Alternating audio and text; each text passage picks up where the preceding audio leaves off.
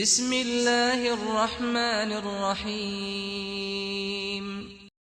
அளவற்ற அருளாளனும் நிகரற்ற அன்புடையோனுமாகிய எல்லாம் வல்ல அல்லாஹ்வின் திருப்பெயரால் துவங்குகின்றேன். அல்ஹம்துலில்லாஹ். உங்கள் அனைவரின் மீதும் இறைவனுடைய சாந்தியும் சமாதானமும் என்றென்றும் நிலவட்டுமாக. இன்னைக்கு இன்ஷா அல்லாஹ் நம்ம பார்க்க போகிறது தொழுகையை பற்றி தான். நம்ம தொழுகிறதுனால என்ன நன்மை, தொழுகையை விடுவதனால என்ன தண்டனை நம்மளுக்கு இருக்குது அப்படிங்கிறத பற்றி நம்ம இன்ஷா அல்லாஹ் இந்த வீடியோவில் நம்ம தெரிஞ்சுக்க போகிறோம். மனிதனுக்கு முதலாக இறைவன் கடமையாக்கியதும் தொழுகத்தான். அதே மாதிரி மறுமையில் நம்ம இறந்த பிறகு நம்மளோட விசாரிக்கப்படுவதும் முதல்ல தொழுகையை பற்றி தான் விசாரிக்கப்படுவோம். நம்ம அந்த தொழுகைறதுனால நம்மளுக்கு என்ன நன்மை அப்படின்னு நம்ம தெரிஞ்சுக்கிட்டோம்னா நம்ம ஒரு வக்து கூட மிஸ் பண்ணாமல் நம்ம தொழுகைக்கு நம்ம விரைஞ்சு வந்துடுவோம். இதுக்கு நம்ம மார்க்க கல்வியை கற்றுக்கிறது ரொம்ப அவசியம். நம்ம மார்க்க கல்வி கற்றுக்கிட்டோம்னா நம்ம என்னென்ன அமல்கள் செய்கிறோம், இதுக்கு என்னென்ன நம்மளுக்கு பெனிஃபிட் கிடைக்கும் அப்படின்னு நம்ம தெரிஞ்சுக்கலாம். இப்போ உலக கல்விக்கு நம்ம எப்போதுமே டயத்தை ஒதுக்குறோம். அதுபோல் நம்ம என்ன செய்யலாம், வாரம் ஒரு முறையாவது நம்ம குடும்பத்தோடு சேர்ந்து நம்ம மார்க்கம் சம்மந்தப்பட்ட புத்தகங்களை வாங்கி இன்ஷா அல்லாஹ் வீட்டில் ஃபேமிலியாக நம்ம படிக்கலாம். அல்லது நம்மளுடைய இமாம்கள் இருக்காங்க, அவங்கள்ட்ட நம்ம தொடர்பு வச்சுக்கிட்டு அவங்கள்ட்ட நம்ம மார்க்க கல்வியை பற்றி நம்ம ஓரளவு தெரிஞ்சுக்கலாம். இன்னும் நம்ம இப்போ பெண்களுக்காக ஆலிமா கோர்ஸ் 1 வருட கோர்ஸ் இருக்குது, ஆன்லைன்லேயே படிக்கிறாங்க. அதே மாதிரி ஆண்களுக்கும் இருக்குது, மதரசா அங்கங்கே நடக்குது, அங்கே போய் நம்ம மார்க்கத்தை பற்றி தெரிஞ்சுக்கலாம். இன்னும் அப்படி இல்லைன்னா உங்கள் ஏரியாவில் மதரசாக்கள் இல்லைன்னா அதை உருவாக்குறதுக்கு நம்ம இன்ஷா அல்லாஹ் முயற்சி பண்ணலாம். இந்த மாதிரி நம்ம மார்க்க கல்வி நம்மளுக்கு தெரிஞ்சிச்சின்னா நம்ம எந்த நல்ல அமல்களையும் நம்ம விட்டு வைக்காமல் நம்ம செஞ்சுக்கிட்டு வருவோம்.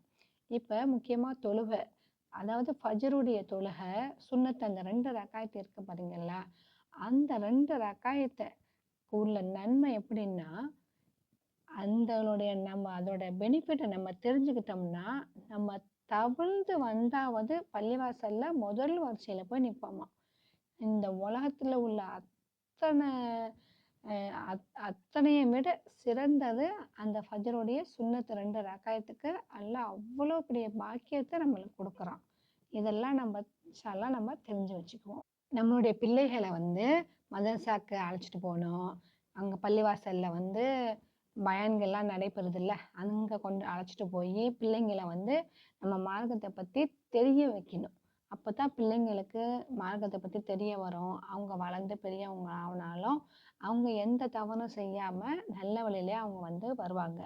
இன்ஷா அல்லாஹ் நம்மளுடைய பிள்ளைங்களுக்கு நம்ம தான் ஒரு வழிகாட்டியாக இன்ஷா அல்லாஹ் இருக்கணும். அடுத்து நம்ம தொழுகையோட முக்கியத்துவத்தை பற்றி நம்ம தெரிஞ்சுக்குவோம். இஸ்லாத்தில் 5வது கடமைகளில் 5 கடமை, அதில் 2வது கடமையாக தொழுகை இருக்குது. இந்த தொழுகை என்பது நம்ம அல்லாஹ்வுடன் பேசுவது போல். நம்ம அல்லாஹ்வோட எப்படி பேசுகிறோம், அப்போ நம்ம தொழுகையில் நிற்கிறப்ப நம்மளை அல்லாஹ் பார்த்துட்டு இருக்கான், நம்ம அல்லாஹ்வோட பேசிகிட்டு இருக்கோம், அந்த மாதிரி நினைப்போடு தான் நம்ம தொழுகணும். அடுத்து நம்ம தொழுகையின் முக்கியத்துவத்தை பற்றி நம்ம இப்போ தெரிஞ்சுக்குவோம். இஸ்லாத்தில் 5 கடமைகளில் 2வது கடமையாக தொழுகை இருக்குது. தொழுகை என்பது நம்ம அல்லாஹ் தாலாவுடன் நம்ம பேசுவது போல். நம்ம அல்லாஹ் நம்ம பார்த்துட்டு இருக்கான், நம்ம அல்லாஹ் முன்னாடியே குனிஞ்சிட்ருக்கோம் அப்படிங்கிற ஒரு நினப்போடு நம்மளை அல்லாஹ் பார்த்துட்ருக்கான்ற அந்த ஒருமையோடு நம்ம தொழுகையை நம்ம ஸ்டார்ட் பண்ணி தொழுது முடிக்கணும். நம்ம எல்லாத்தையும் விட சிறந்தது தொழுகை தான் அப்படின்னு நபி ஸல்லல்லாஹு அலைஹி வஸல்லம் சொல்லியிருக்காங்க. இந்த தொழுகையை பற்றி இறைவன் தன்னோட திருக்குர்ஆனில் எப்படி சொல்லியிருக்கான்னா, தொழுகையை கொண்டும் பொறுமையை கொண்டும் அல்லாஹ்விடம் உதவி தேடுங்கள். அந்த தொழுகை பயபக்தியாளர்களுக்கு தவிர மற்றவங்களுக்கு ரொம்ப சிரமமாகத்தான் இருக்குமா. அந்த பயபக்தியாளர் யாருன்னா, அவங்க தொழுகையை என்ன வேலை இருந்தாலும் அவங்க போட்டுட்டு உடனே தொழுவணும். ஆனால் சோம்பேறியானவங்க என்ன செய்வாங்க, தொழுவணும்னு சொல்லிட்டு தான் இருப்பாங்களே தவிர அவங்க அந்த தொழுவுறதுக்கு முயற்சியும் பண்ண மாட்டாங்க. அதை அப்படியே அலட்சியமாக விட்டுருவாங்க. அவங்க வாழ்க்கையில் கடைசி வரைக்கும் தொழுகையே இருக்காது. ஆனால் நம்ம எந்த விஷயத்தையுமே சரி, நம்ம ஒரு விஷயத்தை செய்யணும்னு முடிவு பண்ணிட்டோம்னா அந்த விஷயத்த உடனே நம்ம இன்ஷா அல்லாஹ் ஆரம்பித்து நம்ம செய்கிறது தான் நம்ம வாழ்க்கைக்கு ஒரு சிறந்த வழியாக இருக்குது. அடுத்து தொழுகையில் வந்து நம்ம வந்து அலட்சியம் செய்கிறோம். ஒரு கல்யாணம், ஒரு ஃபங்க்ஷனு, இந்த மாதிரி இடத்துக்கு போனோம்னா நம்ம வந்து ஒரு விருந்துக்கு போகிறோம். விருந்துக்கு போகிறது ஒரு சுன்னத்தான விஷயம். அந்த சுன்னத்தான விஷயத்துக்காக நம்ம வந்து தொழுகை வந்து ஃபர்லு, கடமை, நம்ம செஞ்சே ஆகணும். ஆனால் அந்த ஃபர்லு, கடமையானதையே நம்ம வந்து மறந்துடுறோம். சுன்னத்தான விஷயத்துக்காக நம்ம வந்து கடமையை வந்து மறந்துடுறோம். நம்ம அந்த மாதிரி செய்யாமல் ஒரு வக்து தொழுகையை நம்ம பிற்படுத்தி தொழுவதற்கோ, ஒரு வக்து தொழுகையை வந்து விடுவதற்கோ நம்ம மார்க்கத்தில் நமக்கு வந்து அனுமதியே கிடையாது. அந்த அளவுக்கு அல்லாஹ் சுப்ஹானஹு வ தஆலா தொழுகையை ரொம்ப முக்கியத்துவம் கொடுத்து அல்லாஹ் பேசுகின்றான்.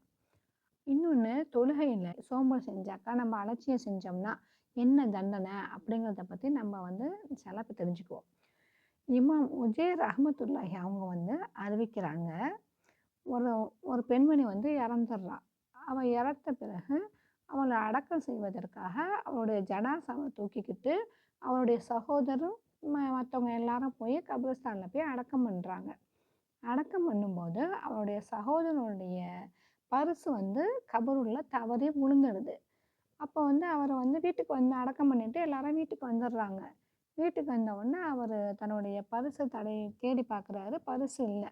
சரி, அது எங்கே விழுந்திருக்கும் அப்படின்னு சொல்லிட்டு அவர் யோசித்து பார்த்துட்டு, ஒரு சமயம் நம்ம கபருக்குள்ளே இறங்கும்போது குனியும் பொறுப்ப நம்மளுக்கு கீழே விழுந்திருக்கலாம் அப்படின்னு சொல்லிட்டு, யாருக்கும் தெரியாமல், ஏன்னா நம்ம கபரை போய் மறுபடியும் தோண்டி பார்க்கக்கூடாதுல்ல, அதனால கபரை போய் போய் தோண்டி யாருக்கும் தெரியாமல் தோண்டி பார்க்குறாரு. அங்கே பார்த்தவருக்கு ஒரு பெரிய பயங்கரமான ஒரு அதிர்ச்சி காத்துட்ருக்கு. அந்த கபரு ஃபுல்லாக நெருப்பாலேயே நிரம்பி இருக்குதாம். அவளுக்கு அல்லாஹ் வந்து அவ்வளோ பெரிய தண்டனையை கொடுத்துருக்கான். அதை பார்த்துட்டு அவர் ரொம்ப பயந்து போய் நடுங்கி போய் அவருடைய தாயார்கிட்ட வந்து கேட்குறாரு. வீட்டுக்கு வந்து, அம்மா, அவர் வந்து அவள் என்னம்மா பாவம் செஞ்சா உலகத்தில் இருக்கிறப்ப, ஏன் அவளுக்கு வந்து இறைவன் இவ்வளோ பெரிய தண்டனையை கொடுத்துருக்கான், அவர் கண்ட காட்சி வந்து அவங்க கேட்குறாரு சொல்லி. அப்போ அவங்க தாயார் சொல்கிறாங்க, அவள் வந்துப்பா எப்போதுமே தொழுகையில் ரொம்ப அலட்சியமாக தான் இருப்பா, தொழுகையில் ரொம்ப சோம்பலாக தான் இருப்பா அப்படின்னு அதனால தான் இறைவன் வந்து அவங்களுக்கு வந்து இவ்வளோ பெரிய தண்டனையை கொடுத்துருக்கான் அப்படின்னு அவங்க தாயார் வந்து அவர்கிட்ட சொல்கிறாங்க. அப்போ வந்து தொழுகையில் அவள் வந்து அலட்சியம் செய்தவளுக்கே இப்படி பெரிய ஒரு தண்டனைன்னா, நம்மள வந்து நிறைய பேர் தொழுகை விட்டுடுறோம். அவங்களுக்கெல்லாம் அல்லாஹ் தொழுகாமலே இருக்காங்களே, அவங்களுக்கு எவ்வளோ பெரிய தண்டனை கிடைக்கும் அப்படின்னு நீங்கள் தெரிஞ்சுக்கணும். ஒரு வக்து தொழுகையை நம்ம விட்டோம்னா 40,000 வருஷம் நம்ம வந்து நரகத்தில் இருக்கிற மாதிரி இருக்குமா. அப்போ நம்ம எவ்வளோ வக்து தொழுகை விடுறோம், அலட்சியமாக இருக்கும், அதுக்கெல்லாம் இன்னும் எவ்வளோ பெரிய தண்டனை கிடைக்க போதோ. அதனால் இனிமேல் இன்ஷா அல்லாஹ் ஒரு வக்து தொழுகை கூட நம்ம விடாமல் இன்ஷா அல்லாஹ் தொழுவதற்கு முயற்சி பண்ணுவோம். அடுத்து, நம்ம அந்த காலத்தில் வந்து எவ்வளவோ வேலை, எதுக்குமே மிஷின் கிடையாது. அப்போ உள்ளவங்க பிள்ளைங்களையும் பார்த்துக்கிட்டு, அதிகமான பிள்ளைகளும் பெற்றிருப்பாங்க, அவங்க பிள்ளைங்களையும் பார்த்துக்கிட்டு தொழுகையே விடாமல் தொழுதுட்டு வந்தாங்க. ஆனால் இப்போது இந்த காலத்தில் எவ்வளவோ நம்ம நாடு முன்னேறி இருக்கு. எல்லாத்துக்குமே நம்ம மிஷினில் தான் எல்லா வேலையும் செய்கிறோம். இப்போ வேலைகள்லாம் கொஞ்சம் சுலபமாயிடுச்சு. அப்படி இவ்வளோ பெரிய பாக்கியத்தெல்லாம் அல்லாஹ் நமக்கு கொடுத்தும் கூட அதுக்காக நம்ம நம்ம நன்றி செலுத்தி அவனுக்கு நம்ம தொழுகணும். அப்படி அல்லாஹ் அமைத்து கொடுத்தும் கூட நம்ம தொழுகையை விடுவது வந்து எவ்வளோ பெரிய குற்றம் அப்படிங்கிறத நம்ம வந்து சிந்திச்சு பார்க்கணும். மனிதனுக்கு முதலாக கடமையாக்குறது தொழுகை தான். மேலும் வந்து நம்மளுக்கு மறுமையில் நம்ம தொழுகையை பற்றி தான் அல்லாஹ் முதல்ல கேட்க போகிறோம். அந்த கேள்விக்கு நம்ம ஆன்சர் வந்து நம்ம ரெடியாக நம்ம வச்சுக்கணும்.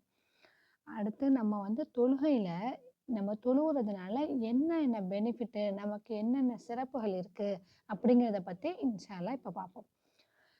நம்ம 5 வேளையும் விடாமல் தொழுது வருபவருக்கு வந்து உஸ்மான் ரலியல்லாஹு அன்ஹு வந்து அறிவிக்கிறாங்க, பல சிறப்புகள் இருக்கான். அதில் சில சிறப்புகளை பற்றி மட்டும் இப்போ நம்ம பார்ப்போம். 1ஆவதாக, இறைவன் வந்து அவனை வந்து 5 வேளையும் விடாமல் பேணி தொழுது வருபவருக்கு இந்த சிறப்புகள் இருக்குது.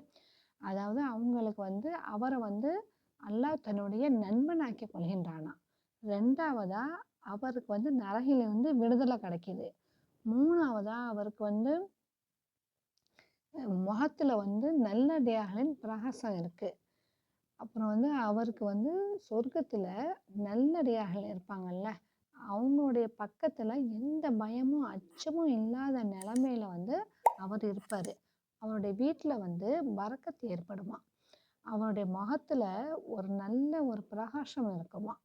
இன்னைக்கு இந்த பாக்கியங்கள்லாம் பார்த்தோம். நம்ம தொழுது வருவதனால எப்படி எவ்வளவு பெரிய நிறைய பாக்கியங்கள்லாம் நம்மளுக்கு கிடைக்குது அப்படிங்கிறத பார்த்தோம். நம்ம அந்த தொழுவையை அலட்சியப்படுத்துறதுனால இப்படிப்பட்ட பாக்கியத்தெல்லாம் நம்ம இழந்து அல்லாஹ்விடம் வந்து நம்ம பாவியாக ஆயிடுறோமா. அதனால இன்ஷா அல்லாஹ் நம்ம இனிமேல ஒரு முடிவு பண்ணிடணும். நம்ம ஒரு வக்து கூட மிஸ் பண்ணாம நம்ம தொழுகணும் அப்படின்னு மனசுல நம்ம வந்து ஒரு உறுதி எடுத்துடணும். எடுத்துட்டு இன்ஷா அல்லாஹ் நம்ம 5 வேளையும் தொழுது வருவதற்கு அல்லாஹ் சுப்ஹானஹு வ தஆலா நம்ம அனைவருக்கும் அந்த பாக்கியத்தை தந்தருளுமாறு அல்லாஹ்விடம் பிரார்த்திப்போம். இன்ஷா அல்லாஹ். இன்ஷா அல்லாஹ் அடுத்த வீடியோவில் வேற ஒரு தலைப்போட இன்ஷா அல்லாஹ் சந்திக்கலாம். உங்கள் அனைவருக்கும் என்னுடைய சாந்தியும் சமாதானமும் உண்டாகட்டும். அஸ்ஸலாமு அலைக்கும் வரஹ்மத்துல்லாஹி வபரகாத்துஹு.